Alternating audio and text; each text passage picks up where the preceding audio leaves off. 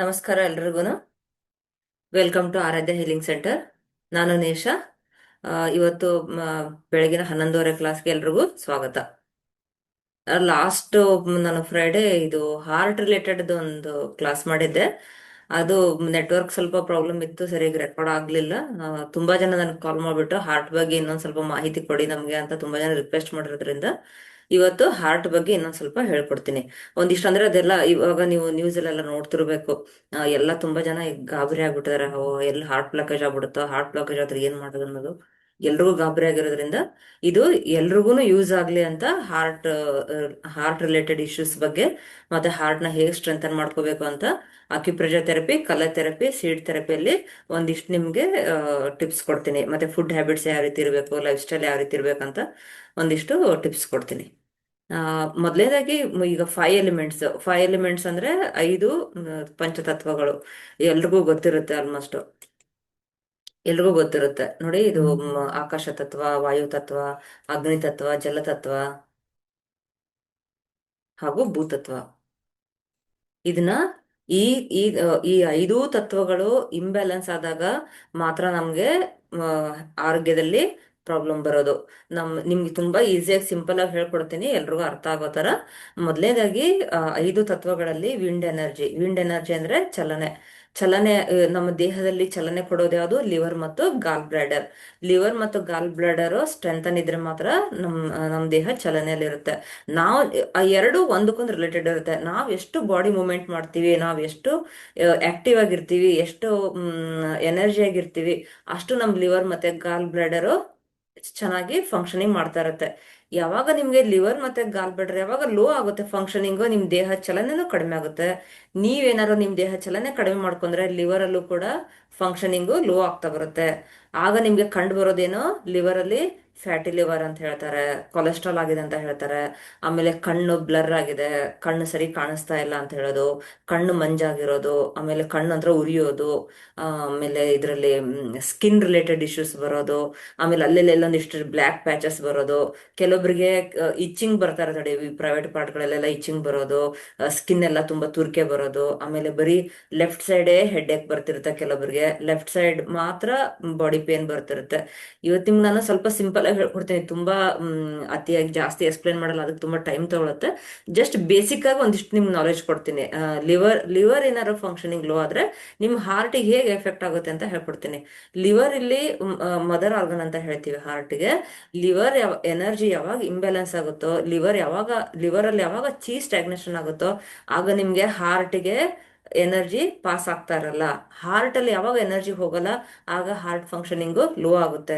Heart ಮತ್ತೆ small intestine ಎರಡು peer meridians. ಯಾವಾಗ ನಿಮ್ಗೆ ಲಿವರ್ ಇಂದ ಹಾರ್ಟಿಗೆ ಸರ್ಕ್ಯುಲೇಷನ್ ಆಗಲ್ಲ, ಅವಾಗ ನಿಮ್ಗೆ ಹಾರ್ಟ್ ಎನರ್ಜಿನೂ ಫಂಕ್ಷನಿಂಗು ಲೋ ಆಗುತ್ತೆ, ಜೊತೆಗೆ ಸ್ಮಾಲ್ ಇಂಟೆಸ್ಟೈನ್ ಕೂಡ ಇಂಬ್ಯಾಲೆನ್ಸ್ ಆಗುತ್ತೆ. ಈಗ ಹಾರ್ಟ್ ಎನರ್ಜಿಯಲ್ಲಿ ಏನಾರು ಲಿವರ್ ಮತ್ತೆ ಹಾರ್ಟ್ ಅಲ್ಲಿ ಒಟ್ಟಿಗೆ ನಿಮ್ಗೆ ಏನಾದ್ರು ಇಂಬ್ಯಾಲೆನ್ಸ್ ಆದ್ರೆ ನಿಮ್ಗೆ ಏನ್ ಸಿಂಪ್ಟಮ್ಸ್ ಬರುತ್ತೆ ಅಂದ್ರೆ, ಕೆಲವೊಬ್ರಿಗೆ ಶೋಲ್ಡರ್ ಪೇನ್ ಬರುತ್ತೆ, ಕೈ ಮೇಲೆ ಎತ್ತಕ್ ಆಗ್ತಿರಲ್ಲ, ಆಮೇಲೆ ಇದು ಕೈದು ನಮ್ನೆಸ್ ಬರ್ತಾ ಇರುತ್ತೆ, ಆಮೇಲೆ ಇಲ್ಲಿ ಮಾತ್ರ ಇಲ್ಲಿ ಪೇನ್ ಬರುತ್ತೆ ಕತ್ತತ್ರ, ಆಮೇಲೆ ಇಲ್ಲಿ ಹಿಂದೆ ಬ್ಯಾಕ್ ಸೈಡ್ ನೆಕ್ ಪೇನ್ ಬರೋದು, ಆ ಕಡೆ ಈ ಕಡೆ ತಿರುಗಿಸಕ್ ಆಗದೆ ಇರೋದು, ಆಮೇಲೆ ಇಲ್ಲಿ ಹಿಂಭಾಗದಲ್ಲಿ ಪೇನ್ ಬರೋದು, ತುಂಬಾ ತಲೆ ಹಿಡ್ದಂಗ್ ಆಗೋದು, ಆಮೇಲೆ ಥೈರಾಯ್ಡ್ ಬರೋದು, ಮೈಗ್ರೇನ್ ಬರೋದು, ಆಮೇಲೆ ಕೆಲವೊಬ್ಬರಿಗೆ ಹಿಂಬಡಿನೂ ಬರ್ತಿರುತ್ತೆ, ಪಾದ ಎಲ್ಲ ಸ್ವೆಲ್ಲಿಂಗ್ ಆಗ್ತಿರುತ್ತೆ, ಮುಖ ಎಲ್ಲ ಸ್ವೆಲ್ಲಿಂಗ್ ಆಗ್ತಿರುತ್ತೆ. ಆಮೇಲೆ ಅಲರ್ಜಿಕ್ ಕೋಲ್ಡ್ ಬರುತ್ತೆ ಕೆಲವೊಬ್ಬರಿಗೆ. ಮಳೆಗಾಲ ಬಂದ್ರೆ ಸಾಕು ಸ್ನೀಸಿಂಗ್ ಬರುತ್ತೆ. ಕೆಲವರಿಗೆ ಹಾಲು ಮೊಸರು ಮಜ್ಜಿಗೆ ತಗೊಂಡ್ರೆ, ಐಸ್ ಕ್ರೀಮ್ ಏನಾರೋ ತಂಪಾದ ಪದಾರ್ಥಗಳನ್ನ ತಿಂದ್ರೆ ಸ್ನೀಸಿಂಗ್ ಬರ್ತಾ ಇರುತ್ತೆ. ಅವರಿಗೆ ಬೆಳಿಗ್ಗೆ ಎದ್ದ ತಕ್ಷಣನೇ ಸ್ನೀಸಿಂಗ್ ಸ್ಟಾರ್ಟ್ ಆಗುತ್ತೆ. ನೋಡಿ, ಇದೆಲ್ಲ ಏನ್ ಇಂಡಿಕೇಶನ್ ಅಂದ್ರೆ ನಿಮ್ ಲಿವರ್ ಫಂಕ್ಷನಿಂಗ್ ಲೋ ಆಗ್ತದೆ ಅಂತ ನಿಮ್ಗೆ ಇದು ಸಿಂಪ್ಟಮ್ಸ್ ಫಿಸಿಕಲ್ ಆಗಿ ತೋರಿಸ್ತಾ ಇರುತ್ತೆ. ಅಂದ್ರೆ ನಿಮ್ದು ಎನರ್ಜಿ ನೋಡಿ, ನಿಮ್ ಲಿವರ್ ಫಂಕ್ಷನಿಂಗ್ ಲೋ ಆಗ್ತಾ ಇದೆ, ಸರಿ ಮಾಡ್ಕೊಳ್ಳಿ ಅಂತ ಅದು ನಿಮ್ಗೆ ದೇಹದಲ್ಲಿ ಸಿಂಪ್ಟಮ್ಸ್ ತೋರಿಸ್ತಾ ಇರುತ್ತೆ. ಇವೆಲ್ಲ ಮೈನರ್ ನಿಮ್ಗೆ ತೋರಿಸೋದು ಪ್ರಾಬ್ಲಮ್ಸ್, ಫ್ಯಾಟಿ ಲಿವರ್, ಕೊಲೆಸ್ಟ್ರಾಲ್, ಇವೆಲ್ಲ ಬೇಸಿಕ್ ಸಿಂಪ್ಟಮ್ಸ್. ಈ ಸಿಂಪ್ಟಮ್ ಬಂದಾಗ್ಲೇನೆ ನೀವು ಲಿವರ್ನ ಸ್ಟ್ರೆಂತ್ ಮಾಡ್ಕೋಬೇಕು. ಯಾಕಂದ್ರೆ ಲಿವರ್ ಅಲ್ಲೇ ನಮ್ದು ಮೇನ್ ಆಗಿ ಬ್ಲಡ್ ಸ್ಟೋರೇಜ್ ಆಗುತ್ತೆ. ಲಿವರ್ ಅಲ್ಲಿ 1/4 ಲೀಟರ್ ಬ್ಲಡ್ ಸ್ಟೋರೇಜ್ ಆಗ್ತಿರುತ್ತೆ. ಲಿವರ್ ಎಷ್ಟು ಸ್ಟ್ರೆಂಥನ್ ಇರುತ್ತೋ ಅಷ್ಟು ನಿಮ್ಗೆ ಹಾರ್ಟ್, ಸ್ಮಾಲ್ ಇಂಟೆಸ್ಟೈನ್ಗೂ ಎನರ್ಜಿ ಹೋಗುತ್ತೆ, ಜೊತೆಗೆ ಇಲ್ಲಿ ಸ್ಟಮಕ್ ಸ್ಪ್ಲೀನ್ಗೂ ಎನರ್ಜಿ ಪಾಸ್ ಆಗುತ್ತೆ. ಆಮೇಲೆ ಲಿವರ್ ಇಂದ ಲಂಗ್ಸ್, ಲಾರ್ಜ್ ಇಂಟೆಸ್ಟೈನ್ಗೂ ಹೋಗುತ್ತೆ. ಲಿವರ್ ಇಂದ ಕಿಡ್ನಿ ಮತ್ತೆ ಯೂರಿನರಿ ಬ್ಲಾಡರ್ಗೂ ಹೋಗುತ್ತೆ ನೋಡಿ, ಎಲ್ಲಾನು ಕವರ್ ಮಾಡುತ್ತೆ. ಇಲ್ಲಿ ಏನಂದ್ರೆ ಲಿವರೇ ಕಿಂಗ್ ತರ, ಲಿವರೇ ಮೇನ್ ಆರ್ಗನ್. ಲಿವರ್ ಸ್ಟ್ರೆಂತ್ ಇದ್ರೆ ಮಾತ್ರ ಈ ಎಲ್ಲಾ ಆರ್ಗನ್ಗಳು ನಿಮ್ಗೆ ಸ್ಟ್ರೆಂತ್ ಆಗ್ತಾ ಹೋಗುತ್ತೆ. ಈ ಲಿವರ್ನ ಹೇಗೆ ಸ್ಟ್ರೆಂಥನ್ ಮಾಡ್ಕೊಳ್ಳೋದು ಅಂತ ಹೇಳ್ಕೊಡ್ತೀನಿ. ನಮ್ಮ ನಮ್ಮ ದೇಹದ್ದು ಅಂದ್ರೆ ನಮ್ಮ ಜೀವನ ಶೈಲಿಯಲ್ಲಿ ಲಿವರ್ ಎನರ್ಜಿ ಸ್ಟಾರ್ಟ್ ಆಗೋದು 0ದಿಂದ 12 ವರ್ಷ ತನಕ. ನಮ್ ಲಿವರ್ ಆರ್ಗನ್ ಸ್ಟ್ರೆಂತ್ ಮಾಡ್ಕೊಳಕ್ಕೆ ಒಳ್ಳೆ ಟೈಮ್ ಅದು. ಈಗ ಮಕ್ಕಳಲ್ಲಿ ಆರ್ಗನ್ಸ್ಗಳು ಗ್ರೋತ್ ಆಗ್ತಾ ಇರತ್ತೆ, ಎಲ್ಲ ಆರ್ಗನ್ ಗ್ರೋತ್ ಆಗ್ತಾ ಇರುತ್ತೆ. ಬಟ್ ಮೇನ್ ಆಗಿ ಲಿವರ್ ಸ್ಟ್ರೆಂತ್ ಆಗ್ಬೇಕು ಅಂತಂದ್ರೆ ನಿಮ್ಗೆ 0ದಿಂದ 12 ವರ್ಷ.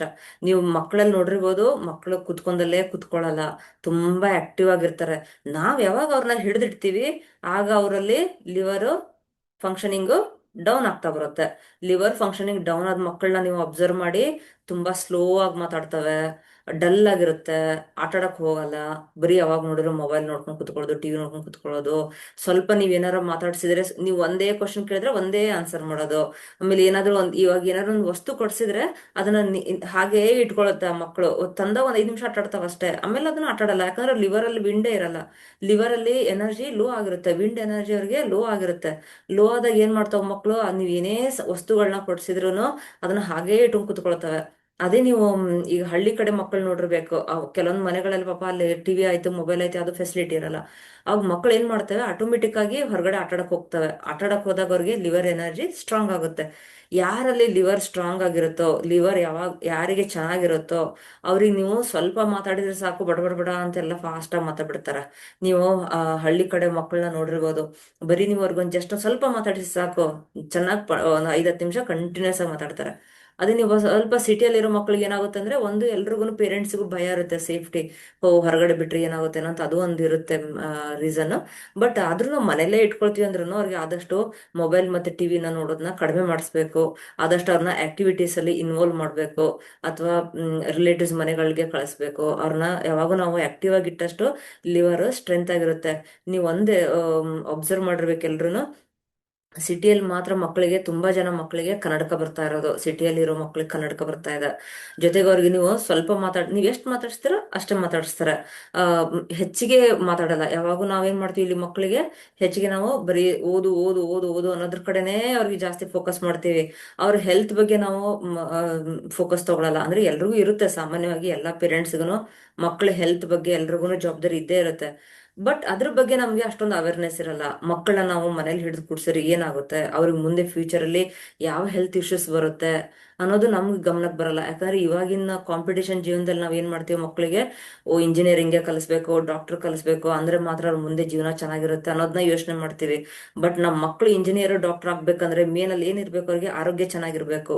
ಆರೋಗ್ಯ ಚೆನ್ನಾಗಿದ್ರೆ ಮಾತ್ರ ಎಲ್ಲಾನು ಅಚೀವ್ ಮಾಡಕ್ ಸಾಧ್ಯ ಆಗುತ್ತೆ. ಸರಿ, ಜೊತೆಗೆ ನಾವು ಮಕ್ಕಳಿಗೆ ಲಿವರ್ನ ಸ್ಟ್ರೆಂತ್ ಇಡಬೇಕು ಅಂತಂದ್ರೆ ನಾವು ಅವ್ರನ್ನ ಹೆಚ್ಚಾಗಿ ಫಿಸಿಕಲ್ ಆಗಿ ಹೊರಗಡೆ ಆಟ ಆಡಕ್ ಬಿಡ್ಬೇಕು, ಫಿಸಿಕಲ್ ಆಕ್ಟಿವಿಟಿಯಲ್ಲಿ ಭಾಗವಹಿಸ್ಬೇಕು, ಸ್ಪೋರ್ಟ್ಸ್ ಜಾಯಿನ್ ಮಾಡಿಸ್ಬೇಕು. ಅವ್ರನ್ನ ಯಾವಾಗ ಒಂದ್ ಕಡೆ ಕುತ್ಕೊಳಕ್ ಬಿಡಬಾರ್ದು. ಹೆಚ್ಚಿಗೆ ನಾವು ಯಾವಾಗ ಒಂದ್ ಕಡೆ ಕುತ್ಕೊಳಕ್ ಬಿಡ್ತೀವೋ ಅವಾಗ ಲಿವರ್ ಸ್ಟಾಗ್ನೇಷನ್ ಫಂಕ್ಷನಿಂಗ್ ಲೋ ಆಗ್ತಾ ಬರುತ್ತೆ. ಸ್ಟಾಗ್ನೇಷನ್ ಅಂತ ಹೇಳ್ತೀವಿ. ಸ್ಟಾಗ್ನೇಷನ್ ಆಗ್ತಾ ಆಗುತ್ತೆ ನೋಡಿ. ಲಿವರ್ ಒಂದೇ ಸ್ಟಾಗ್ನೇಷನ್ ಆದ್ರೆ ಮಕ್ಳಿಗೆ ಏನಾಗುತ್ತೆ, ಕನ್ನಡಕ ಬೇಗ ಬರುತ್ತೆ, ಮಾತಾಡೋದು ಕೂಡ ಡೌನ್ ಆಗುತ್ತೆ. ಅಂದ್ರೆ ಹೆಚ್ಚಿಗೆ ಚೆನ್ನಾಗಿ ಕಮ್ಯುನಿಕೇಶನ್ ಪ್ರಾಬ್ಲಮ್ ಬರುತ್ತೆ. ಆಮೇಲೆ ಲಿವರ್ ಇಂದ ಸ್ಟಮಕ್ ಎನರ್ಜಿ ಪಾಸ್ ಆಗದೆ ಇದ್ರೆ ಏನಾಗುತ್ತೆ, ಅಲ್ಲಿ ಅವ್ರಿಗೆ ಮೆಮೊರಿ ಲೋ ಆಗುತ್ತೆ. ಮೆಮೊರಿ ಲೋ ಆದಾಗ ಏನಾಗುತ್ತೆ, ಓದಿದ್ದು ನೆನ್ಪಿರಲ್ಲ, ಸ್ಟಮಕ್ ಕೂಡ ವೀಕ್ ಆಗ್ತಾ ಬರುತ್ತೆ. ನಾವೇನ್ ಮಾಡ್ತೀವಿ, ಎಕ್ಸಾಮ್ ಟೈಮ್ ಮಕ್ಳಿಗೆ ಓದಿದ್ ನೆನ್ಪಿಡಲ್ಲ ಅಂತ ಅನ್ಕೊಂಡು ಅದು ಇದು ಏನೇನೋ ಕೊಡಕ್ ಹೋಗ್ತೀವಿ. ಬಟ್ ಅಲ್ಲಿ ಮೇನ್ ಆರ್ಗನ್ ಯಾವ್ದು ವೀಕ್ ಆಗಿರುತ್ತೆ, ಅಲ್ಲಿ ಸ್ಟಮಕ್ ವೀಕ್ ಆಗಿರುತ್ತೆ. ನಾವ್ ಯಾವಾಗ ಮಕ್ಕಳಿಗೆ ಸ್ಟಮಕ್ ನ ಸ್ಟ್ರೆಂತ್ ಮಾಡ್ತೀವಿ ಆಗ ಅವ್ರಿಗೆ ಮೆಮೊರಿ ಪವರ್ ಕೂಡ ಇನ್ಕ್ರೀಸ್ ಆಗುತ್ತೆ. ಅವಾಗ ವೇಟ್ ಕೂಡ ಹೆಲ್ದಿ ವೇಟ್ ಬರ್ತಾರೆ, ಮಸಲ್ಸ್ ಎಲ್ಲ ಗೇನ್ ಆಗುತ್ತೆ, ಚೆನ್ನಾಗಿ ಸ್ಟ್ರೆಂಥನ್ ಆಗ್ತಾರೆ. ಮಕ್ಕಳಲ್ಲಿ ಮುಖ ನೀವು ಒಂದ್ ಫೇಸ್ ನೋಡಿದಾಗ್ಲೇನೆ ಹೇಳ್ಬಿಡ್ಬೋದು. ತುಂಬಾ ಡಲ್ ಆಗಿದ್ರೆ ಅವ್ರಿಗೆ ಲಿವರ್ ಎನರ್ಜಿ ಲೋ ಇದೆ ಅಂತ ಹೇಳ್ತೀವಿ. ತುಂಬಾ ಆಕ್ಟಿವ್ ಆಗಿ ಚಾರ್ಮ್ ಆಗಿ ಫೇಸ್ ಚಾರ್ಮ್ ಆಗಿದ್ರೆ ಅಂತ ಮಕ್ಕಳಲ್ಲಿ ಲಿವರ್ ಸ್ಟಮಕ್ ಎಲ್ಲ ಚೆನ್ನಾಗಿರುತ್ತೆ. ಯಾರಿಗೆ ತುಂಬಾ ಮೆಮೊರಿ ಶಾರ್ಪ್ ಇರುತ್ತೆ ಅವ್ರಿಗೆ ಸ್ಟಮಕ್ ಕೂಡ ಸ್ಟ್ರೆಂಥನ್ ಇರುತ್ತೆ. ಇಲ್ಲಿ ಒಂದ್ಸರಿ ನಿಮ್ಗೆ ಸ್ಟಮಕ್ ವೀಕ್ ಆದ್ರೆ ಅವ್ರ ಊಟನೂ ಸರಿ ಮಾಡಲ್ಲ, ಹಸುವು ಆಗಲ್ಲ, ಆಮೇಲೆ ಎನರ್ಜಿ ಲೋ ಆಗ್ತಾ ಹೋಗುತ್ತೆ, ಆಕ್ಟಿವ್ ಆಗಿ ಅದ್ರಲ್ಲೂ ಪಾರ್ಟಿಸಿಪೇಟ್ ಮಾಡಕ್ಕಾಗಲ್ಲ. ಅವ್ರು 10 ಸಲ ಓದಿದ್ರು ಅವ್ರಿಗೆ ನೆನ್ಪುಳಿತಾರಲ್ಲ. ಸೊ ಇದರಿಂದ ಏನಾಗುತ್ತೆ, ಸ್ಟಮಕ್ ವೀಕ್ ಆಗಿದೆ ಅಂತ ಗೊತ್ತಾಗುತ್ತೆ. ಮತ್ತೆ ಕೆಲವೊಬ್ರು ಏನ್ ಮಾಡ್ತಾರೆ, ನಮ್ ಸ್ಟಮಕ್ದು ಪೇರ್ ಆರ್ಗನ್ ಯಾವುದು, ಸ್ಪ್ಲೀನ್.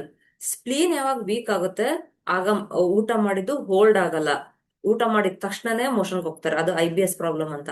ಎಲ್ಲಾ ಎಲ್ಲಾ ಕಾಯಿಲೆಗಳು, ಎಲ್ಲಾ ಡಿಸೀಸು ಕ್ಯೂರಬಲ್. ಯಾವುದು ಕ್ಯೂರಬಲ್ ಇಲ್ಲ ಅಂತಲ್ಲ, ಎಲ್ಲದಕ್ಕೂ ಸೊಲ್ಯೂಷನ್ ಇದ್ದೇ ಇರುತ್ತೆ. ಬಟ್ ನಾವೇನ್ ಮಾಡ್ಬೇಕಂದ್ರೆ ನಮ್ ಎನರ್ಜಿಯಲ್ಲಿ ಯಾವಾಗ ವ್ಯತ್ಯಾಸ ಆಗುತ್ತೋ ಆಗಲೇ ನಾವು ಮುನ್ನೆಚ್ಚರಿಕೆಯಿಂದ ನಮ್ಮ ದೇಹನ ಸರಿಯಾಗಿ ಇಟ್ಕೊಳ್ಬೇಕು. ಈ ರೀತಿ ನಾವು ಮುಂಚೆನೇ ಪ್ರಿಕಾಷನ್ ತಗೊಳ್ಳೋದ್ರಿಂದ ಸಡನ್ ಆಗಿ ಹಾರ್ಟ್ ಅಟ್ಯಾಕ್ ಆಗೋದಾಗ್ಲಿ, ಹಾರ್ಟ್ ಬ್ಲಾಕೇಜ್ ಆಗ್ಲಿ, ಇದು ಯಾವುದು ಒಂದೇ ದಿವಸಕ್ಕೆ ಆಗಲ್ಲ. ನಿಮ್ಗೆ 10-15 ವರ್ಷದ ಹಿಂದೆನೆ ನಾವು ನಮ್ ಲೈಫ್ ಸ್ಟೈಲ್ನ ಹಾಳು ಮಾಡ್ಕೊಂಡಾಗ ಮಾತ್ರ ಈ ರೀತಿ 10-15 ವರ್ಷ ಆದ್ಮೇಲೆ ನಮ್ಗೆ ಸಿಂಪ್ಟಮ್ಸ್, ಫಿಸಿಕಲ್ ಆಗಿ ಸಿಂಪ್ಟಮ್ಸ್ ತೋರಿಸ್ತಾ ಹೋಗುತ್ತೆ. ನಿಮ್ಗೆ ಫಸ್ಟೇ ಅಲ್ಲಿ ಕನ್ನಡಕ ಬಂದಿದೆ ಅಂತಂದ್ರೆ ನೋಡಿ, ಅಲ್ಲಿ ಲಿವರ್ ಫಂಕ್ಷನ್ ಲೋ ಆಗಿದೆ ಅಂತ ಅರ್ಥ. ಅವ್ರಿಗೆ ಇನ್ನೊಂದು 15-20 ವರ್ಷ ಆದ್ಮೇಲೆ ಏನಾಗುತ್ತೆ? ಹಾರ್ಟ್ ಬ್ಲಾಕೇಜ್ ಆಗುತ್ತೆ, ಫ್ಯಾಟಿ ಲಿವರ್ ಆಗೋದು, ಕೊಲೆಸ್ಟ್ರಾಲ್ ಆಗೋದು, BP ಬರೋದು, ಇದೆಲ್ಲ ಲಿವರ್ ಇಶ್ಯೂಸ್ನೇ. ಈ ಕೆಲವರಿಗೆ ಹೈ BP ಆಗಿರುತ್ತೆ. ಹೈ BP ಅಂದ್ರೆ ಏನು? ಅಲ್ಲಿ ಲಿವರ್ ತುಂಬಾ ಹೀಟ್ ಆಗಿರುತ್ತೆ ಅವ್ರಿಗೆ. ಅಂದ್ರೆ ತುಂಬಾ ಓವರ್ಲೋಡ್ ಸ್ಟ್ರೆಸ್, ಹೆಚ್ಚಿಗೆ ಓವರ್ ಸ್ಟ್ರೆಸ್ ತಗೊಂಡಾಗ ಏನಾಗುತ್ತೆ? ಲಿವರ್ ಅಲ್ಲಿ ಹೀಟ್ ಆಗುತ್ತೆ. ಹೀಟ್ ಅಂದ್ರೇನು? ವಿಂಡ್ ಎನರ್ಜಿ ಜಾಸ್ತಿ ಆಗುತ್ತೆ. ವಿಂಡ್ ಎನರ್ಜಿ ಜಾಸ್ತಿ ಆಗಿದೆ ಏನಂತ? BP ಅಂತ ಹೇಳ್ತೀವಿ ಅದನ್ನ. BP ಅಂತ ಅಲೋಪತಿಕಲ್ಲಿ BP ಅಂತ ಮೆನ್ಷನ್ ಮಾಡ್ತಾರೆ. BP ಗೆ ಏನ್ ಮಾಡ್ತೀವಿ? ಟ್ಯಾಬ್ಲೆಟ್ಸ್ ತಗೊಳ್ತಾ ಹೋಗ್ತೀವಿ. ಎಷ್ಟು ದಿನ ಟ್ಯಾಬ್ಲೆಟ್ಸ್ ತಗೋಬೇಕು ಗೊತ್ತಿಲ್ಲ, ಇರೋ ತನಕನೂ ಟ್ಯಾಬ್ಲೆಟ್ಸ್ ತಗೊಳ್ತಾನೆ ಹೋಗ್ತಾರೆ. ಹಾಗೆ ಟ್ಯಾಬ್ಲೆಟ್ಸ್ ತಗೊಂಡು ಬಿ ಪಿ ಹಾಗೆ ಇಟ್ಕೊಂಡು ಹೋದ್ರೆ ಏನಾಗುತ್ತೆ ಮುಂದೆ? ಅದು ಸ್ಟ್ರೋಕ್ ಆಗೋಗುತ್ತೆ ಅವ್ರಿಗೆ.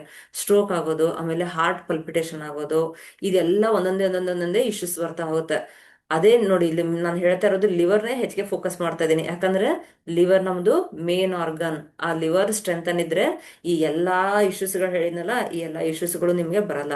ನಾವು ಲಿವರ್ ಸ್ಟ್ರೆಂತ್ ಮಾಡ್ಕೋಬೇಕಂದ್ರೆ ಏನ್ ಮಾಡ್ಬೇಕು? ನಮ್ ದೇಹನ ಚಲನೆಯಲ್ಲಿ ಇಡ್ಬೇಕು.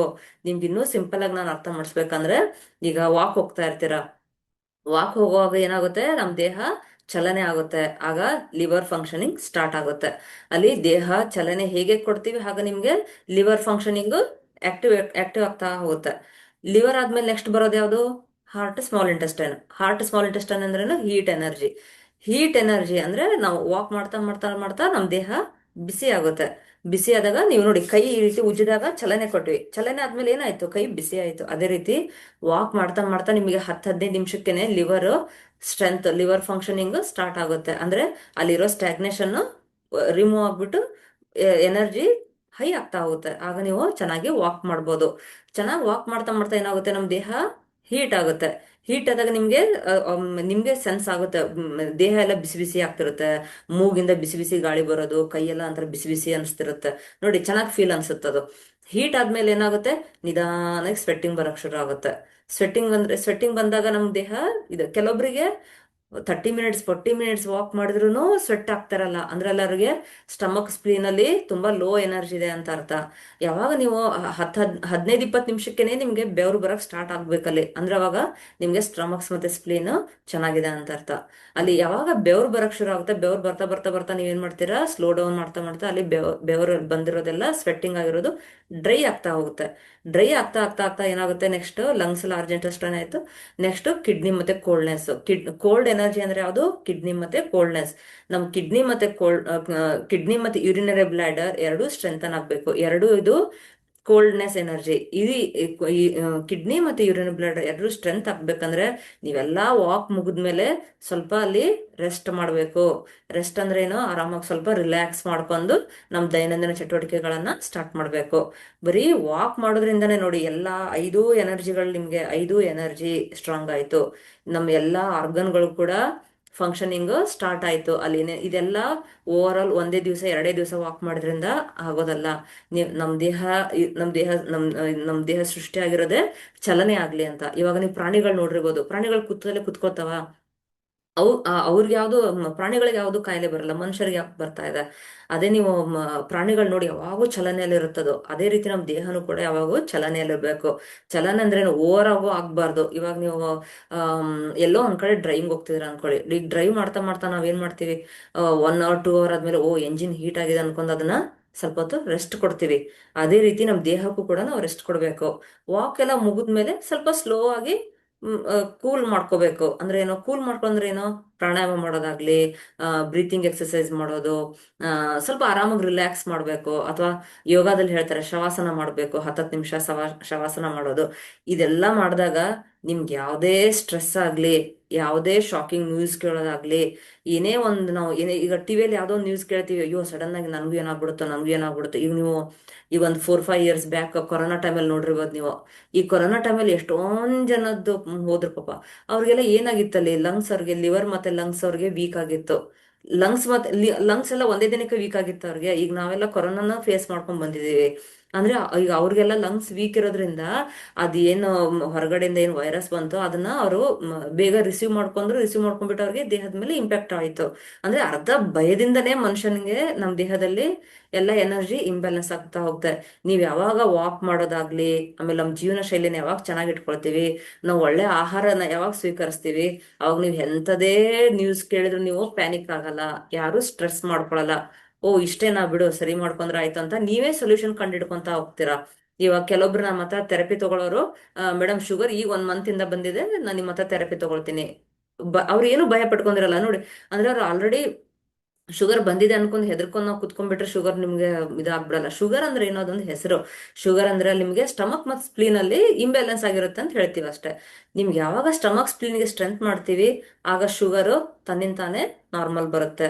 ಇದು ಯಾವ್ದಕ್ಕೂ ನಾವು ಭಯ ಪಡ್ಕೋಬಾರ್ದು. ಬಿ ಪಿ ಅನ್ನೋದು ಕೂಡ ಒಂದು ಹೆಸರು. ಬಿ ಪಿ ಅಂದ್ರೆ ಏನಂತ ಹೇಳಿದ್ರೆ, ಹೈ ಬಿ ಪಿ ಅಂತಂದ್ರೆ ಅಲ್ಲಿ ಲಿವರ್ ಮತ್ತೆ ಗಾಲ್ ಬ್ಲಾಡರ್ ಎರಡು ಹೀಟ್ ಆಗಿರುತ್ತೆ, ಜೊತೆಗೆ ಅದ್ರದ್ದು ಸ್ಟಮಕ್ ಸ್ಪ್ಲೀನ್ ಕೂಡ ಹೀಟ್ ಆಗಿರುತ್ತೆ.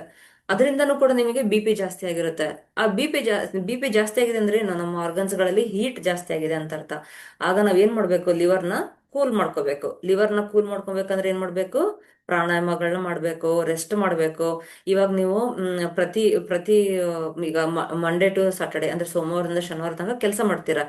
ಸಂಡೇ ಏನಕ್ಕೆ ಬಂದಿದೆ, ಭಾನುವಾರ ಏನಕ್ಕೆ ಇರುತ್ತೆ ಅಂದ್ರೆ ನಮ್ ದೇಹನ ರೆಸ್ಟ್ ಮಾಡಕ್ಕೆ.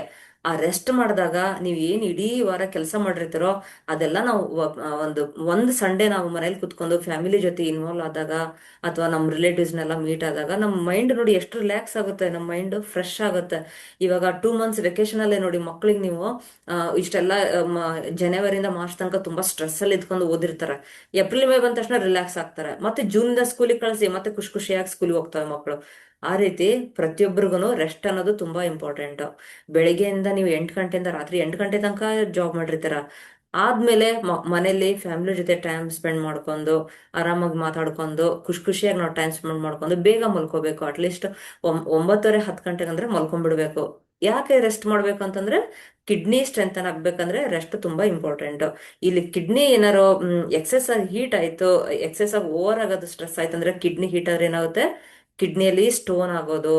ಆಮೇಲೆ ಇದು ಕಿಡ್ನಿಯಿಂದ ಕೂಡ ಹಾರ್ಟಿಗೆ ಎನರ್ಜಿ ಹೋಗ್ತಾ ಇರಲ್ಲ, ಆವಾಗ ಕೂಡ ಅಲ್ಲಿ ಹಾರ್ಟ್ ಪಲ್ಪಿಟೇಷನ್ ಸ್ಟಾರ್ಟ್ ಆಗುತ್ತೆ, ಹಾರ್ಟ್ ಪಲ್ಪಿಟೇಷನ್ ಆಗೋದು. ಇದೆಲ್ಲಾನು ಕಿಡ್ನಿ ಹೀಟ್ ಆದ್ರೂ ಈ ರೀತಿ ಸಿಂಪ್ಟಮ್ಸ್ಗಳು ಬರುತ್ತೆ ಕೆಲವೊಬ್ರಿಗೆ. ಇವಾಗ ಲಿವರ್ ಅಲ್ಲಿ ಹೀಟ್ ಆದ್ರೂ ಕೂಡ ನಿಮ್ಗೆ ಈ ಪೈಲ್ಸ್ ಆಗೋದು, ಪೈಲ್ಸ್ ಆಯ್ತು, ಮೋಷನ್ ಅಲ್ಲಿ ಬ್ಲೀಡ್ ಆಗ್ತಾ ಇದೆ ಅಂತ ಹೇಳ್ತಾರೆ. ಈ ಲಿವರ್ ಅಲ್ಲಿ ಅಷ್ಟೇ ಇಂಬ್ಯಾಲೆನ್ಸ್ ಆಗಿರುತ್ತಾ, ಇಲ್ಲ. ಲಿವರ್ ಇಂದಲ್ಲಿ ನಿಮ್ಗೆ ಲಾರ್ಜ್ ಇಂಟೆಸ್ಟೈನ್ ಕೂಡ ಹೀಟ್ ಆಗಿರುತ್ತೆ, ಸ್ಮಾಲ್ ಇಂಟೆಸ್ಟೈನ್ ಕೂಡ ಹೀಟ್ ಆಗಿರುತ್ತೆ.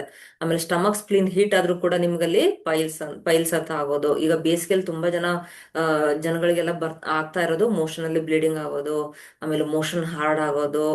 ಇದೆಲ್ಲ ಬರೋದು ಎಕ್ಸೆಸ್ ಹೀಟ್ ಇಂದ. ಎಕ್ಸೆಸ್ ಹೀಟ್ ಆದಾಗ ಏನ್ ಮಾಡ್ಬೇಕು ನಾವು, ಮಜ್ಜಿಗೆ ತಗೊಳ್ಳೋದು ಅಥವಾ ಎಳ್ನೀರ್ ತಗೊಳ್ಳೋದು, ಹಣ್ಣುಗಳನ್ನ ತಿನ್ನೋದು, ಈ ರೀತಿ ಎಲ್ಲ ಮಾಡಿದಾಗ ನಮ್ದು ಎಕ್ಸೆಸ್ ಹೀಟ್ ಆಗಿರೋದು ಕಡಿಮೆ ಆಗ್ತಾ ಬರುತ್ತೆ. ಬಟ್ ಇಲ್ಲಿ ಏನಂತಂದ್ರೆ, ಒಂದೇ ಆರ್ಗನ್ ಹೀಟ್ ಒಂದ್ ಆರ್ಗನ್ ಹೀಟ್ ಆದ್ರೆ ಎಲ್ಲಾ ಆರ್ಗನ್ ಹೀಟ್ ಆಗ್ತವೆ ಅಂತ ಇಲ್ಲ. ಒಂದು ಆರ್ಗನ್ ಹೀಟ್ ಆದ್ರೆ ಬೇರೆ ಬೇರೆ ಆರ್ಗನ್ಗಳಲ್ಲೂ ಕೋಲ್ಡ್ ಕೂಡ ಆಗುತ್ತೆ. ಈಗ ಎಕ್ಸಾಂಪಲ್ ಹಿಂಗ್ ಹೇಳ್ಬೇಕಂತಂದ್ರೆ, ನಮ್ಮ ಲೆಫ್ಟ್ ಬಾಡಿನ ಅಕ್ಯುಪ್ರೆಷರ್ ಥೆರಪಿಯಲ್ಲಿ ಕೋಲ್ಡ್ ಅಂತ ಮೆನ್ಷನ್ ಮಾಡ್ತೀವಿ, ರೈಟ್ ಬಾಡಿನ ಹೀಟ್ ಅಂತ ಮೆನ್ಷನ್ ಮಾಡ್ತೀವಿ. ಬಟ್ ಕೋಲ್ಡ್ ಕೋಲ್ಡ್ ಯಾವುದೇ ನಿಮ್ ಇಶ್ಯೂಸ್ ಬಂದಿದೆ ಅಂದ್ರೆ ಬರೀ ಲೆಫ್ಟ್ ಅಲ್ಲಿ ಅಷ್ಟೇ ಪ್ರಾಬ್ಲಮ್ ಆಗಿದೆ ಅಂತಲ್ಲ, ಕೆಲವೊಬ್ಬರಿಗೆ ರೈಟ್ ಅಲ್ಲಿ ಕೂಡ ಅದು ಪ್ರಾಬ್ಲಮ್ ಆಗುತ್ತೆ. ಅಂದ್ರೆ ಎನರ್ಜಿ ಸ್ಟಾಗ್ನೇಷನ್ ಆಗಿರುತ್ತೆ. ಯಾರಿಗೆ ಇವಾಗ ಶೋಲ್ಡರ್ ಪೇನ್ ಬಂದಿರುತ್ತೆ ಅನ್ಕೊಳ್ಳಿ, ಶೋಲ್ಡರ್ ಪೇನ್ ಬಂದ್ರೆ ಕೆಲವರಿಗೆ ಹಿಂದೆ ಈ ರೀತಿ ಕೈ ಇದು ಮಾಡಕ್ಕಾಗಲ್ಲ, ಮೇಲೆ ಎತ್ತಕ್ಕಾಗಲ್ಲ. ಬಟ್ ಅವ್ರಿಗೆ ಸಿಂಪ್ಟಮ್ ಯಾವ ಕೈಲಿ ಬಂದಿರುತ್ತೆ, ರೈಟ್ ಹ್ಯಾಂಡ್ ಅಲ್ಲಿ ಬಂದಿರುತ್ತೆ. ರೈಟ್ ಹ್ಯಾಂಡ್ ಅಲ್ಲಿ ಬಂದ್ರೂ ಕೂಡ ಅಲ್ಲಿ ಅದನ್ನ ಕೋಲ್ಡ್ ಅಂತ ಕನ್ಸಿಡರ್ ಮಾಡ್ತೀವಿ. ಯಾಕಂದ್ರೆ ಕೋಲ್ಡ್ ಆದಾಗ ತಾನೆ, ಇವಾಗ ಚಳಿಗಾಲದಲ್ಲಿ ತಾನೇ ನಮ್ ಕೈ ಕಾಲು ಹಿಡ್ಕೊಳ್ಳುತ್ತೆ ಗಟ್ಟಿಗಟ್ಟಿಯಾಗಿ. ಈಗ ನೀವು ಚಳಿಗಾಲದಲ್ಲಿ ತುಂಬಾ ಹೆಚ್ಚಿಗೆ ಮುದುರ್ಕೊಂಡ್ ಮಲ್ಕೊಂಡಾಗ ಕೈ ಕಾಲೆಲ್ಲ ಹಿಂಗೆ ಹಿಡ್ಕೊಂಡಂಗಾಗಿರುತ್ತೆ. ಆ ರೀತಿ ನಾವ್ ಯಾವಾಗ ಫಿಸಿಕಲ್ ಆಕ್ಟಿವಿಟಿ ಏನೂ ಮಾಡದೇ ಇದ್ದಾಗ, ನಮ್ ದೇಹನ ಯಾವಾಗೂ ದಂಡಿಸದೇ ಇದ್ದಾಗ ನಮ್ ಕೈಯಲ್ಲಿ ಹಿಡ್ಕೊಂಡಂಗಾಗಿರುತ್ತೆ. ಕೆಲವೊಬ್ರಿಗೆ ಹಿಡ್ಕೊಂಡ್ ಫ್ರೋಜನ್ ಶೋಲ್ಡರ್ ಅಂತ ಹೇಳ್ತೀವಿ. ಆಗ ಅವ್ರಿಗೆ ಕೈಯಲ್ಲಿ ಮೂವ್ಮೆಂಟ್ ಆಗ್ತಿರಲ್ಲ, ಅದನ್ನ ಕೋಲ್ಡ್ನೆಸ್ ಅಂತ ಹೇಳ್ತೀವಿ. ಇವಾಗ ಕೋಲ್ಡ್ನೆಸ್ ಆದಾಗ ನಾವ್ ಏನ್ ಮಾಡ್ತೀವಿ, ಮೇನ್ ಆಗಿ ಫಸ್ಟ್ ಅಲ್ಲಿ ಲಿವರ್ನ ಸ್ಟ್ರೆಂತ್ ಮಾಡಬೇಕು. ಇವಾಗ ಏನೇ ಒಂದು ಹಾರ್ಟ್ ಇಶ್ಯೂಸ್, ಹಾರ್ಟ್ ಬ್ಲಾಕೇಜ್ ಆಗ್ತಾ ಇದೆ, ಇದೇನೇ ಆಗ್ತಾ ಇದೆ ಅಂದ್ರೂ ಇಲ್ಲಿ ಮೇನ್ ಆಗಿ ನಾವ್ ಏನ್ ಮಾಡ್ತೀವಿ, ಲಿವರ್ನ ಟ್ರೀಟ್ ಮಾಡಬೇಕು. ಲಿವರ್ನ ಟ್ರೀಟ್ ಮಾಡಿದಾಗ ನಿಮ್ಮ ಹಾರ್ಟ್ ಫಂಕ್ಷನಿಂಗ್ ಕೂಡ ಚೆನ್ನಾಗಿ ವರ್ಕ್ ಮಾಡುತ್ತೆ. ನೋಡಿ, ಇಲ್ಲಿ ಹಾರ್ಟ್ ಬ್ಲಾಕೇಜಸ್ ಆಗೋದು ಸಿಂಪ್ಟಮ್ ಹೇಳ್ತೀನಿ. ಅವರಿಗೆ ಸ್ಟಾರ್ಟಿಂಗ್ ಏನಾಗ್ತಿರುತ್ತೆ, ಎದೆ ಭಾರ ಆಗ್ತಾ ಇರೋದು, ಅಥವಾ ಫ್ಯಾಟಿ ರಿಪೋರ್ಟ್ ಪ್ರಕಾರ ಹೋಗೋದಾದ್ರೆ ಫ್ಯಾಟಿ ಲಿವರ್ ಆಗಿರುತ್ತೆ, ಕೊಲೆಸ್ಟ್ರಾಲ್ ಆಗಿರುತ್ತೆ, ಆಮೇಲೆ ಲಿವರ್ ಸೋರಿಯಾಸಿಸ್ ಅಂತ ಹೇಳ್ತೀವಿ ಅದಾಗಿರುತ್ತೆ, ಆಮೇಲೆ ತುಂಬಾ ತಲೆ ಭಾರ ಆಗಿರೋದು, ಥೈರಾಯ್ಡ್ ಬರೋದು, ಆಮೇಲೆ ಮೈಗ್ರೇನ್ ಹೆಡೇಕ್ ಬರೀ ಲೆಫ್ಟ್ ಸೈಡ್ ಮಾತ್ರ ಬರ್ತಾ ಇರೋದು, ಕಣ್ಣಂದ್ರೆ ಯಾವಾಗೂ ತರ ನವೆ ತರ ಬರೋದು, ಬ್ಲರ್ ಆಗೋದು, ಇದೆಲ್ಲ ಲಿವರ್ ಫಂಕ್ಷನಿಂಗ್ ಆಗಿರುತ್ತೆ. ಎದೆ ಸ್ವಲ್ಪ ಎದೆ ಭಾರ ಆಯ್ತು ಅಂದ್ರೆ ಹಾರ್ಟ್ ಅಟ್ಯಾಕ್ ಆಗ್ಬಿಡುತ್ತೆ ಅಂತ ಅರ್ಥ ಅಲ್ಲ. ಅಲ್ಲಿ ಇಲ್ಲಿ ಮೆರಿಡಿಯನ್ಗಳು ಪಾಸ್ ಆಗಿರುತ್ತೆ. ಇಲ್ಲಿ ನೋಡಿ, ಇಲ್ಲಿ ಸೈಡಿಗೆ ಏನಾರೋ ನಿಮ್ಗೆ ಚಳಕ ಅಂತ ಇದೆ, ಅಥವಾ ಸೈಡಿಗೆ ಏನಾರ ಲೆಫ್ಟ್ ಸೈಡಿಗೆ ಏನಾರ ನಿಮ್ಗೆ ಈ ಕಡೆ ಸೈಡಿಗೆ ಏನಾರ ನಿಮ್ಗೆ ಎದೆ ನೋಯ್ತಾ ಇದೆ, ಚಳಕ ಅಂತ ಇದೆ ಅಂದ್ರೆ ಅಲ್ಲಿ ಸ್ಪ್ಲೀನ್ ಮತ್ತೆ ಸ್ಟಮಕ್ ಇಂಬ್ಯಾಲೆನ್ಸ್ ಆಗಿದೆ ಅಂತ ಅರ್ಥ. ಸರಿನಾ? ಇಲ್ಲಿ ಏನಾರು ನಿಮ್ಗೆ ಮಧ್ಯಭಾಗದಲ್ಲಿ ಎದೆ ಕೆಳಗಡೆ ಏನಾರು ನಿಮ್ಗೆ ಸ್ವಲ್ಪ ಹಿಡ್ದಂಗ ಆಗ್ತಾ ಇದೆ, ಮಧ್ಯದಲ್ಲಿ ಏನಾರು ಹಿಡ್ದಂಗ ಆಗ್ತಾ ಇದೆ ಅಂದ್ರೆ ಅದನ್ನ ಕಿಡ್ನಿ ಅಲ್ಲಿ ಸ್ಟಾಗ್ನೇಷನ್ ಆಗಿದೆ ಅಂತ ಹೇಳ್ತೀವಿ. ನಿಮ್ಗೆ ಎದೆ ಕೆಳಭಾಗದಲ್ಲಿ, ಇಲ್ಲಿ ಎದೆ ಕೆಳಭಾಗದಲ್ಲಿ ಏನಾರೋ ಹಿಡ್ಕೊಂಡಂಗ ಆಗ್ತಾ ಇದೆ, ನೋವು ಆಗ್ತಾ ಇದೆ ಅಂದ್ರಲ್ಲಿ ಲಿವರ್ನ ಸ್ಟ್ರೆಂತ್ ಮಾಡಬೇಕು. ನೋಡಿ, ಬರೀ ನಮ್ಗೆ ಎದೆ ಭಾರ ಆಗ್ಬಿಟ್ರೆ ನಾವು ಡೈರೆಕ್ಟ್ ಹಾರ್ಟ್ಗೆ ಟ್ರೀಟ್ ಮಾಡಲ್ಲ. ಇಲ್ಲಿ ಸ್ಟಮಕ್ ಸ್ಪ್ಲಿನ್ಗೂ ಟ್ರೀಟ್ ಮಾಡ್ತೀವಿ, ಕಿಡ್ನಿಗೂ ಟ್ರೀಟ್ ಮಾಡ್ತೀವಿ, ಜೊತೆಗೆ ಲಿವರ್ನ ಕೂಡ ಟ್ರೀಟ್ ಮಾಡ್ತೀವಿ. ಇಲ್ಲಿ ನೀವು ಲಿವರ್ನ ಸ್ಟ್ರೆಂತ್ ಮಾಡ್ಕೊಳಕ್ಕೆ, ಲಿವರ್ನ ಎನ್ಹಾನ್ಸ್ ಮಾಡ್ಕೊಳಕ್ಕೆ ಇಲ್ಲಿ ಲಿವರ್ 3 ಅಂತ ಒಂದು ಪಾಯಿಂಟ್ ಬರುತ್ತೆ. ಇದನ್ನ 20 ಸರಿ ಒತ್ತಬೇಕು. ಒಂದ್ ಕಾಲಲ್ಲಿ 20 ಸರಿ ಒತ್ತಿ, ಇನ್ನೊಂದ್ ಕಾಲಲ್ಲಿ 20 ಸರಿ ಒತ್ತಿ. ವಾರದಲ್ಲಿ 2 ದಿನ ಪ್ರೆಸ್ ಮಾಡೋದ್ರಿಂದ ನಿಮ್ಗೆ ಇಲ್ಲಿ ಲಿವರ್ ಸ್ಟ್ರೆಂಥನ್ ಆಗುತ್ತೆ. ಯಾರಿಗೆ ಇವೆಲ್ಲ ಸಿಂಪ್ಟಮ್ಸ್ ಇರುತ್ತೋ ಅವ್ರು ಮಾತ್ರ ಪ್ರೆಸ್ ಮಾಡಿ, ಸುಮ್ನೆ ಪ್ರೆಸ್ ಮಾಡಕ್ ಹೋಗ್ಬಾರ್ದು. ತುಂಬಾ ಪದೇ ಪದೇ ಸುಮ್ನೆ ಪ್ರೆಸ್ ಮಾಡಿದ್ರು ಕೂಡ ಅಲ್ಲಿ ಲಿವರ್ ಹೀಟ್ ಆಗುತ್ತೆ. ಸೊ ನೀವು ಇಲ್ಲಿ 20 ಸರಿ ಒತ್ತಬೇಕು, ಇಲ್ಲಿ 20 ಸರಿ ಒತ್ತಬೇಕು. ಯಾರಿಗೆ ಈ ರೀತಿ ನಾ ಸಿಂಪ್ಟಮ್ಸ್ ಹೇಳಿದೆ ಅವ್ರು ಮಾತ್ರ. ಯಾರಂದ್ರೆ ಶೋಲ್ಡರ್ ಪೇನ್ ಬರೋದು, ಎದೆ ಭಾರ ಅನ್ಸ್ತಿರೋದು, ಆಮೇಲೆ ಬ್ಯಾಕ್ ಸೈಡ್ ಹೆಡೇಕ್ ಬರೋದು, ಮೈಗ್ರೇನ್ ಇದ್ದವರು, ಥೈರಾಯ್ಡ್ ಇದ್ದವರು, ಅಥವಾ ಸ್ಕಿನ್ ಅಲ್ಲೆಲ್ಲೋ ಒಂದ್ ಕಡೆ ಬ್ಲ್ಯಾಕ್ ಪ್ಯಾಚಸ್ ಆಗ್ತಾ ಇದೆ, ಇದೆಲ್ಲ ಸಿಂಪ್ಟಮ್ಸ್ ಇದ್ದವ್ರು ಮಾತ್ರ ಈ ಪಾಯಿಂಟ್ ನ ಒತ್ತಬೇಕು. ಸುಮ್ನೆ ಪ್ರೆಸ್ ಮಾಡಬೇಡಿ. ಸರ್ನ ಜೊತೆಗೆ ಕೆಲವೊಬ್ಬರಿಗೆ ತುಂಬಾ ಲೋ ಬಿ ಪಿ ಇರುತ್ತೆ. ಲೋ ಬಿ ಪಿ ಇದ್ದರೂ ಕೂಡ ಲಿವರ್ 3 ಒತ್ತದಾಗ ತುಂಬಾ ಚೆನ್ನಾಗಿ ವರ್ಕ್ ಆಗುತ್ತೆ. ಅಲ್ಲಿ ವಿತಿನ್ ಸ್ವಲ್ಪ ಟೈಮಲ್ಲಿ ಅವ್ರಿಗೆ ಅದು ಲಿವರ್ ಫಂಕ್ಷನಿಂಗ್ ಹೈ ಆಗಕ್ಕೆ ಶುರು ಆಗುತ್ತೆ. ಯಾವಾಗ ಸ್ವಲ್ಪ ನಮ್ಗೆ ಏನೋ ಎದೆ ಭಾರ ಅನಿಸ್ತದೆ, ಇದೆ ಅನಿಸಿದ್ರೆ ನೀವು ಲಿವರ್ 3 ಪಾಯಿಂಟ್ ನ ಪ್ರೆಸ್ ಮಾಡ್ಬೋದು. ಅದು ಪ್ರೆಸ್ ಮಾಡಿದಾಗ ನಿಮ್ಗೆ ಲಿವರ್ ಫಂಕ್ಷನಿಂಗ್ ಸ್ಟಾರ್ಟ್ ಆಗುತ್ತೆ. ಜೊತೆಗೆ ಲಾರ್ಜ್ ಇಂಟೆಸ್ಟೈನ್ ಕೂಡ ನೀವು ಅಲ್ಲಿ ಆಕ್ಟಿವೇಟ್ ಮಾಡಿದ್ರು ಕೂಡ ನಿಮ್ಗೆ, ಯಾರಿಗೆ ಹಾರ್ಟ್ ತುಂಬಾ ಎದೆ ನೋಯ್ತಾ ಇದೆ, ಎದೆ ಭಾರ ಆಗ್ತಾ ಇದೆ, ಇಮಿಡಿಯೇಟ್, ಯಾಕಂದ್ರೆ ಎಲ್ಲ ಪಕ್ಕದಲ್ಲಿ ಎಲ್ಲೋ ಹಾಸ್ಪಿಟಲ್ ಇರಲ್ಲ, ಹಾಸ್ಪಿಟಲ್ ಹೋಗಕ್ ಸ್ವಲ್ಪ ದೂರ ಇರುತ್ತೆ. ಸೊ ನೀವು ಅಟ್ಲೀಸ್ಟ್ ಈ ಬೇಸಿಕ್ ನರ ನೀವು ಮನೇಲಿ ಮಾಡ್ಕೊಂಡ್ಬಿಟ್ಟು ನೆಕ್ಸ್ಟ್ ಹಾಸ್ಪಿಟಲ್ಗೆ ಹೋಗ್ತಾ ಹೋಗ್ತಾ ಅಟ್ಲೀಸ್ಟ್ ದಾರಿಲಾರ ಮಾಡ್ಕೊಳ್ಬಹುದು. ಹಾಸ್ಪಿಟಲ್ ರೀಚ್ ಆಗೋ ತನಕ ನೀವು ಸರ್ವೇ ಇದು ಹೆಲ್ಪ್ ಆಗುತ್ತೆ. ಇಲ್ಲಿ ನೋಡಿ, ನಮ್ ಕೈಯಲ್ಲಿ ಇಲ್ಲಿ ಎಲ್ಲ 11 ಅಂತ ಒಂದು ಪಾಯಿಂಟ್ ಬರುತ್ತೆ. ಈ ಎಲ್ಲ 11 ಪಾಯಿಂಟ್ ಕೂಡ ನೀವು 20 ಸರಿ ಒತ್ತಬೇಕು. ಒಂದ್ ಕೈಯಲ್ಲಿ 20 ಸರಿ ಒತ್ತಬೇಕು, ಇನ್ನೊಂದ್ ಕೈಯಲ್ಲಿ 20 ಸರಿ ಒತ್ತಬೇಕು. ಇದನ್ನು ಒತ್ತಾಗ್ಲೂ ಕೂಡ ನಿಮ್ಗೆ ಅಲ್ಲಿ ಲಿವರ್ ಸ್ಟ್ರೆಂತ್ ಆಗುತ್ತೆ, ಲಾರ್ಜ್ ಇಂಟೆಸ್ಟೈನ್ ಕೂಡ ಆಕ್ಟಿವೇಟ್ ಆಗುತ್ತೆ. ಅಂದ್ರೆ ಅಲ್ಲಿ ಏನ್ ಸ್ಟಾಗ್ನೇಷನ್ ಆಗಿರುತ್ತಲ್ಲ, ಎದೆ ಭಾರ ಅನ್ನೋದು, ಹಿಡ್ಕೊಂಡಂಗ್ ಆಗಿರೋದು, ಉಸಿರಾಡಕ್ ಆಗದೆ ಇರೋದು, ಇದೆಲ್ಲ ಕೂಡ ನಿಮ್ಗೆ ಉಸಿರಾಡಕ್ಕೆಲ್ಲ ಹೆಲ್ಪ್ ಆಗುತ್ತೆ. ಅಟ್ಲೀಸ್ಟ್ ನಿಮ್ಗೆ ಇದ್ರದ್ದು ಫಂಕ್ಷನ್ ಇವಾಗ ನೀವು ಪ್ರೆಸ್ ಮಾಡ್ಕೊಂಡು ನೋಡಿದ್ರು ನಿಮ್ ಬಾಡಿ ಸ್ವೆಟ್ ಆಗಕ್ ಶುರು ಆಗುತ್ತೆ, ಅಂದ್ರೆ ಹೀಟ್ ರೇಸ್ ಆಗುತ್ತೆ. ಬೇಕಾದ್ರೆ ಯಾರಾದ್ರೂ ಚೆಕ್ ಮಾಡ್ಬೋದು. ಈ ಎಲ್ಲ 11 ಅನ್ನೋ ಪಾಯಿಂಟ್ ನ 20 ಸರಿ ಒತ್ತದಾಗ ನಿಮ್ಮಲ್ಲಿರೋ ಕೋಲ್ಡ್ನೆಸ್ ಕಡಿಮೆ ಆಗ್ಬಿಟ್ಟು ಹೀಟ್ ರೇಸ್ ಆಗುತ್ತೆ, ಬಾಡಿ ಎಲ್ಲ ಸ್ವೆಟ್ಟಿಂಗ್ ಆಗಕ್ ಶುರು ಆಗುತ್ತೆ. ಯಾರಿಗೆ ಬ್ರೀತಿಂಗ್ ಇಂಬ್ಯಾಲೆನ್ಸ್ ಆಗ್ತದೆ ಅಂದ್ರೆ, ಇದೆಲ್ಲ ಹಾರ್ಟ್ ಬ್ಲಾಕೇಜ್ ಆಗಕ್ಕೆ ಅವ್ರಿಗೊಂದು ಅರ್ಧ ಗಂಟೆ ಅಥವಾ 1 ಅವರ್ ಅಥವಾ ಹಿಂದಿನ ದಿವಸ ಬರೋ ಸಿಂಪ್ಟಮ್ಸ್ಗೆ ನಾನು ಸೊಲ್ಯೂಷನ್ ಹೇಳ್ತಾ ಇದ್ದೀನಿ. ಒಂದು ಎಲ್ಲ 11 ಪ್ರೆಸ್ ಮಾಡ್ಬೋದು, ಇನ್ನೊಂದು ಕಾಲಲ್ಲಿ ಲಿವರ್ 3 ಅಂತ ಹೇಳಿದೆ ಅದನ್ನ ಪ್ರೆಸ್ ಮಾಡ್ಬೋದು. ನನಗೇನು ಇಲ್ಲಪ್ಪ ನಾನು ಚೆನ್ನಾಗಿದ್ದೀನಿ ಅನ್ನೋರು ಕೂಡ ನೀವು ಇಲ್ಲಿ ಲಿವರ್ ರಿಫ್ಲೆಕ್ಸ್ ಬರುತ್ತೆ, ಇದನ್ನ ಕೂಡ ನೀವು 20 ಸರಿ ಒತ್ತಬಹುದು.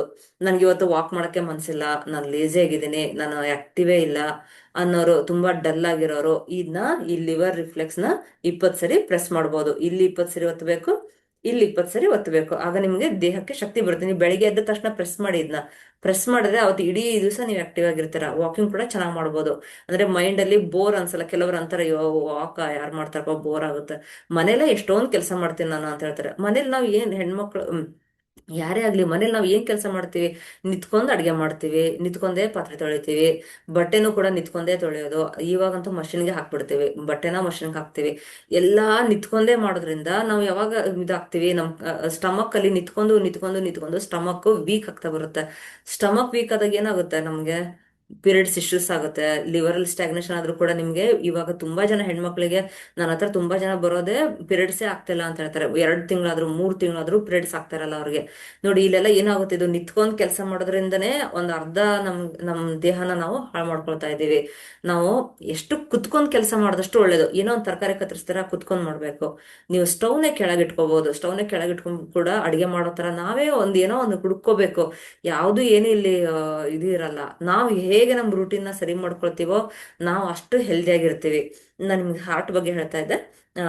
ಯಾರಿಗೆ ಇಲ್ಲಿ ಕೈ ತುಂಬಾ ನಮ್ನೆಸ್ ಬರುತ್ತೆ, ಇದೆಲ್ಲ ಕಿರುಬೆರಳೆ ಯಾರಿಗೆ ಶೇಕ್ ಆಗ್ತಾ ಇರೋದು, ನಮ್ನೆಸ್ ಬರೋದು, ಯಾಕಂದ್ರೆ ಇದು ಕಿರುಬೆರಳೆ ಯಾಕೆ ಇಂಡಿಕೇಟ್ ಮಾಡ್ತಾರೆ ಅಂದ್ರೆ ಇಲ್ಲಿ ಹಾರ್ಟ್ ಮೆರಿಡಿಯನ್ ಹೋಗಿರುತ್ತೆ. ಇಲ್ಲಿಂದ ಹಾರ್ಟ್ ಮೆರಿಡಿಯನ್ ಸ್ಟಾರ್ಟ್ ಆಗುತ್ತೆ, ಇಲ್ಲಿ ನಮ್ಗೆ ಇವ್ರ ತನಕ ಎಂಡ್ ಆಗುತ್ತೆ. ಇಲ್ಲಿ H9 ಅಂತ ಒಂದು ಪಾಯಿಂಟ್ ಬರುತ್ತೆ, ತೋರಿಸ್ತೀನಿ. ಇಲ್ಲಿ ನೋಡಿ, ಇಲ್ಲಿ H9 ಅಂತ ಪಾಯಿಂಟ್ ಬರುತ್ತೆ. ಯಾರಿಗೆ ಸಡನ್ ಆಗಿ ಹಾರ್ಟ್ ಅಟ್ಯಾಕ್ ಆಗ್ತಾ ಇದೆ, ಹಾರ್ಟ್ ಬ್ಲಾಕೇಜ್ ಆಗಿದೆ, ಇನ್ನೇನ್ ತುಂಬಾ ಕಷ್ಟ ಆಗ್ತದೆ ಉಸಿರಾಡಕ್ಕೆ ಅನ್ನೋರು, ಇಲ್ಲೊಂದು ಸೂಜಿ ಅಥವಾ ಏನಾರ ತಗೊಂಡ್ ಚುಚ್ಚಿದ್ರೆ ಇಲ್ಲಿ ಬ್ಲಡ್ ಹೊರಗಡೆ ಬರಬೇಕು. ಬ್ಲಡ್ ಹೊರಗಡೆ ಬಂದಾಗ ನಿಮ್ಗೆ ಸ್ವಲ್ಪ ಅಟ್ಲೀಸ್ಟ್ ಸ್ವಲ್ಪ ಸರ್ವೈವ್ ಆಗ್ತಾರೆ. ಇದನ್ನ ಪ್ರೆಸ್ ಮಾಡ್ಬೋದು. ಇದನ್ನು ಕೂಡ ನೀವು ಒತ್ತಿದಾಗ ಅಲ್ಲಿ ಬ್ಲಾಕೇಜಸ್ ರಿಮೂವ್ ಆಗಕ್ಕೆ ನಿಮ್ಗೆ ಹೆಲ್ಪ್ ಆಗುತ್ತೆ. ಅಂದ್ರೆ ಲಿವರ್ ಇಂದ ಹಾರ್ಟಿಗೆ ಎನರ್ಜಿ ಈಸಿಯಾಗಿ ಹೋಗುತ್ತೆ. ಜೊತೆಗೆ ನೀವು ಡಾರ್ಕ್ ಬ್ಲೂ ಕಲರ್ ಇಂದ ನಂಬರ್ 2 ಅಂತ ಕೂಡ ಬರಿಬಹುದು. ನಂಬರ್ 2 ಅಂತ ಬರೆದ್ರು ಕೂಡ ನಿಮ್ಗಲ್ಲಿ ಚಲನೆ ಜಾಸ್ತಿ ಆಗ್ಬಿಟ್ಟು ಅವ್ರಿಗೆ ಉಸಿರಾಡೋದು ಪ್ರಾಬ್ಲಮ್ಸ್ ಎಲ್ಲ ಸಾಲ್ವ್ ಆಗುತ್ತೆ. ಅಂದ್ರೆ ಲಿವರ್ ಅಲ್ಲಿ ಆಗಿರೋ ಸ್ಟಾಗ್ನೇಷನ್ ರಿಮೂವ್ ಆಗುತ್ತೆ. ನಂದೊಂದು ನನ್ನ ಎಕ್ಸ್ಪೀರಿಯನ್ಸ್ ಹೇಳ್ಬೇಕಂದ್ರೆ, ಫಸ್ಟ್ ನಾನು ಕರಿಯರ್ ಸ್ಟಾರ್ಟ್ ಮಾಡಿದಾಗ ನಮ್ಮ ಮನೆ ಹತ್ರನೇ ಒಬ್ರು ಪಾಪ ಅವ್ರ ಮನೆಗೆ ನೇಬರ್, ನಮ್ಮ ಮನೆಗೆ ಅವರು ಗೆಸ್ಟ್ ಬಂದಿದ್ರು.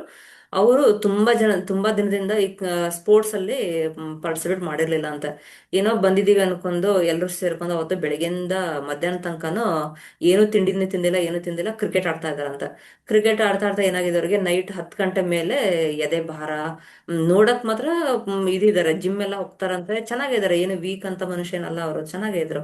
ಬಟ್ ಎದೆ ತುಂಬಾ ಭಾರ ಆಗ್ತಾ ಇದೆ, ಉಸಿರಾಡಕ್ ಪ್ರಾಬ್ಲಮ್ ಆಗ್ತಾ ಇದೆ ಅಂದಾಗ ಅವ್ರು ಹೆದರ್ಕೊಂಡ್ಬಿಟ್ಟಿದ್ದಾರೆ. ಬಟ್ ನಾನು ಈ ಥೆರಪಿ ಮಾಡ್ತಿರೋದು ಅವ್ರಿಗೆ ಗೊತ್ತಿತ್ತು.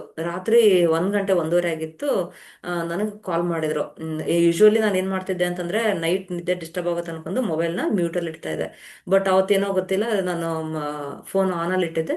1:30 ಫೋನ್ ಬಂದ ತಕ್ಷಣ ಕೇಳಿದ್ರೆ ಅವರು, ಇಲ್ಲ ಮೇಡಮ್ ಈ ರೀತಿ ಆಗ್ತದೆ ಮನೇಲಿ, ನಿಮ್ಗೆ ಏನಾರು ಥೆರಪಿ ಕೊಡ್ತೀರಾ ನೀವು, ಹಾಸ್ಪಿಟಲ್ ಬೇರೆ 5 ಕಿಲೋಮೀಟರ್ ದೂರ ಆಗುತ್ತೆ, ಅಲ್ಲಿ ತನಕ ಸರ್ವೈವ್ ಆಗ್ಬೇಕು, ಎಲ್ಲರೂ ಮನೇಲಿ ಗಾಬರಿ ಪಟ್ಕೊಂಡಿದೀವಿ ಅಂತ ಹೇಳಿದ್ರು. ಅದು ಬೇರೆ ನಾನು ಅವಾಗ ಸ್ಟಾರ್ಟಿಂಗ್ ನನ್ನ ಕರಿಯರ್ ಸ್ಟಾರ್ಟ್ ಮಾಡಿದ ಡೇಸ್ ಅದು. ಅವ್ರ ಮನೆಗೆ ಹೋದೆ, ಒಂದ್ ನೈಟ್ 1:30 2 ಗಂಟೆ ಆಗಿತ್ತು. ಅವ್ರ ಮನೆ ಬಂದ್ಬಿಟ್ಟು ಕರ್ಕೊಂಡು ಹೋದ್ರು. ನೋಡ್ತೀನಿ ಫುಲ್ ಶಿವರಿಂಗ್ ಇದೆ, ಬಾಡಿ ಎಲ್ಲ ಕೋಲ್ಡ್ ಆಗಿದೆ, ಆಲ್ರೆಡಿ ಅದು ಬ್ಲೂ ಟರ್ನ್ ಆಗ್ತಾ ಇದೆ. ಏನಾಗ್ತಿದೆ ಅಂತ ಕೇಳಿದ್ರೆ ತುಂಬಾ ಶೋಲ್ಡರ್ ಪೇನ್ ಅಂತ ಇದ್ರೆ, ಕ್ರಿಕೆಟ್ ತುಂಬಾ ಹೆವಿ ಎಕ್ಸರ್ಸೈಸ್ ಮಾಡ್ಬಿಟ್ಟಿದಾರಲ್ಲ ಅವರು, ಯಾವಾಗೂ ಮಾಡದೇ ಇರೋರು. ಶೋಲ್ಡರ್ ಪೇನ್ ಬರ್ತಾ ಇದೆ, ಎದೆ ಭಾರ ಆಗ್ತಾ ಇದೆ, ನಾವು ಉಸಿರಾಡಕ್ ಆಗ್ತಾ ಇಲ್ಲ ಅಂತಂದ್ರು. ನಾನೇನೋ ಧೈರ್ಯ ಮಾಡ್ಕೊಂಡು ಒಂದು ಸಿಂಗಲ್ ಪಾಯಿಂಟ್ ಅಂತ ಹೇಳ್ತೀವಿ ಸೀಡ್ ಥೆರಪಿಯಲ್ಲಿ, ಸಿಂಗಲ್ ಪಾಯಿಂಟ್ ಅಲ್ಲಿ ನಾನು ಲಿವರ್ನ ಸ್ಟ್ರೆಂತ್ ಮಾಡ್ಬಿಟ್ಟೆ. ಸಿಂಗಲ್ ಪಾಯಿಂಟ್ ಹಾಕ್ಬಿಟ್ಟು, ಈಗ ನಿಮ್ಗೆ ಲಿವರ್ 3 ಅಂತ ಪಾಯಿಂಟ್ ತೋರಿಸಿದ್ನಲ್ಲ, ಆ ಪಾಯಿಂಟ್ ನ ಪ್ರೆಸ್ ಮಾಡಿದೆ 20 ಸರಿ. ಪ್ರೆಸ್ ಮಾಡಿದ ತಕ್ಷಣನೇ ಇಮಿಡಿಯೇಟ್ 5 ನಿಮಿಷಕ್ಕೆ ತೇಗ್ ಬರಕ್ ಶುರು ಆಯ್ತು. ಅದ್ರಲ್ಲಿ ನೋಡಿ, ತೇಗ್ ಬರಕ್ ಶುರು ಆಯ್ತು, ಸ್ಟಾಗ್ನೇಷನ್ ಆಗಿರೋದು, ಅಲ್ಲಿ ಎನರ್ಜಿ ಏನ್ ಸ್ಟಕ್ ಆಗಿತ್ತಲ್ಲ ಅದು ಫ್ಲೋ ಆಯ್ತು, ಆಮೇಲೆ ನಾನು, ಇಲ್ಲ ಬಾಡಿ ಎಲ್ಲ ತುಂಬಾ ಕೋಲ್ಡ್ ಆಗ್ತಾ ಇದೆ, ಸುಮ್ಮನೆ ರಿಸ್ಕ್ ತಗೊಳೋದ್ ಬೇಡ, ಆಂಬ್ಯುಲೆನ್ಸ್ ನ ಕಾಲ್ ಮಾಡ್ಬಿಟ್ಟು ಹಾಸ್ಪಿಟ್ಲ್ಗೆ ಹೋಗಿ ಅಂತ ಕಳಿಸ್ದೆ ಅವ್ರನ್ನ. ಆಂಬ್ಯುಲೆನ್ಸ್ ಬಂತು, ಹಾಸ್ಪಿಟ್ಲ್ಗೆ ಹೋಗೋಕೆ 5 ಕಿಲೋಮೀಟರ್ ದೂರ ಇತ್ತು. ಹಾಸ್ಪಿಟಲ್ ರೀಚ್ ಆಗ್ತಾ ಆಗ್ತಾ ಆಗ್ತಾನೆ ಚೆನ್ನಾಗಾದ್ರಂತವ್ರು. ಅಯ್ಯೋ ನನಗೆ ಏನು ಬೇಡ, ನನಗೆ ಯಾವ್ದು ಚೆಕಪ್ ಬೇಡ, ಏನು ಬೇಡ, ನಾನು ಚೆನ್ನಾಗಿದ್ದೀನಿ ಅಂತ ಹೇಳಿದ್ರು. ಬಟ್ ಮನೇಲಿ ಎಲ್ರಿಗೂ ಭಯ ಇರುತ್ತಲ್ಲ, ಸೊ ಅವ್ರೇನ್ ಮಾಡಿದಾರೆ, ECG ಅದು ಇದು ಎಲ್ಲಾನು ಚೆಕ್ ಮಾಡ್ಸಿದ್ರು, ಬಟ್ ಎಲ್ಲ ನಾರ್ಮಲ್.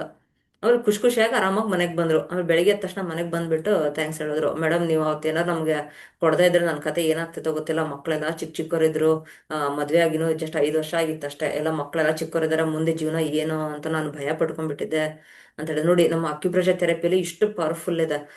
ಅಂದ್ರೆ ಇದೆಲ್ಲ ಎನರ್ಜಿ ಕ್ವಿಕ್ ಆಗಿ ನಿಮ್ಗೆ ಇದಾಗುತ್ತೆ, ಬಟ್ ಇದ್ರ ಬಗ್ಗೆ ನಮ್ಗೆ ನಾಲೆಜ್ ಇರ್ಬೇಕಷ್ಟೇ. ಬಟ್ ಏನೇ ಆದ್ರೂ ಒಂದು ನಂಬಿಕೆ ಅನ್ನೋದಿರ್ಬೇಕು. ಒಂದ್ ನಂಬಿಕೆಯಿಂದ ನಾವು ಈ ಥೆರಪಿಗಳನ್ನ ಮಾಡಿದಾಗ ನಮ್ಗದು ಎನರ್ಜಿ ಕೊಟ್ಟೆ ಕೊಡುತ್ತೆ. ನಂದದು ಫಸ್ಟ್ ಅಂತ ಅಚೀವ್ ಅನ್ಬೋದು. ನನಗೆ ತುಂಬಾ ನನ್ಗೆ ಯಾವಾಗೂ ನನ್ ಮರಿದೇ ಇರೋ ಘಟನೆ ನನ್ಗದು. ಏನೋ ಒಂದು ಲೈಫ್ ಸೇವ್ ಆಯ್ತಲ್ಲ ಅಂತ, ಆ ರೀತಿ. ಇದನ್ನ ನಾವು ಎಷ್ಟು ಚೆನ್ನಾಗಿ ತಗೊಂಡು ಹೋಗ್ತೀವೋ, ಎಷ್ಟು ಇದನ್ನ ಈ ನಾಲೆಜ್ನ ನಾವು ಎಷ್ಟು ನಮ್ಮ ದೇಹದ ದಿನಾನು ನಾವು ಇದನ್ನ ಅಳವಡಿಸ್ಕೋಬೇಕು. ಈ ಅಕ್ಯುಪ್ರೆಷರ್ ಥೆರಪಿ ಅನ್ನೋದು ನಿಮ್ಗೆ ಸೈಡ್ ಎಫೆಕ್ಟ್ಸ್ ಏನೂ ಇರಲ್ಲ. ಸೈಡ್ ಎಫೆಕ್ಟ್ಸ್ ಇದ್ರು ಮತ್ತೆ ನೀವು ಅದನ್ನ ಸರಿ ಮಾಡ್ಬೋದು. ನಮ್ಮ ಲಿವರ್ನ ನಾವು ಚೆನ್ನಾಗಿ ಇಟ್ಕೋಬೇಕು. ಲಿವರ್ನ ಚೆನ್ನಾಗಿ ಇಟ್ಕೊಂಡ್ರೆ ನಮ್ಮ ದೇಹ ಚಲನೆಯಲ್ಲಿರ್ಬೇಕು. ಈಗ ನಾನು ನಿಮ್ಗೇನು ಹಾರ್ಟ್ ಬಗ್ಗೆ ಇಷ್ಟೊಂದಿಷ್ಟು ಸಿಂಪ್ಟಮ್ಸ್ ಹೇಳಿದ್ನಲ್ಲ, ನೀವು ಜೊತೆಗೆ ಯಾರು ಎದೆನೋ ಅಂತ ಇದಾರೆ ಏನೋ ಅಂತಾರೆ, ನಮ್ ಕೈಲಾದಷ್ಟು ಸೇವೆ ಮಾಡ್ಬೋದು. ಸೇವೆ ಮಾಡಿದ್ರೆ ಒಳ್ಳೇದು.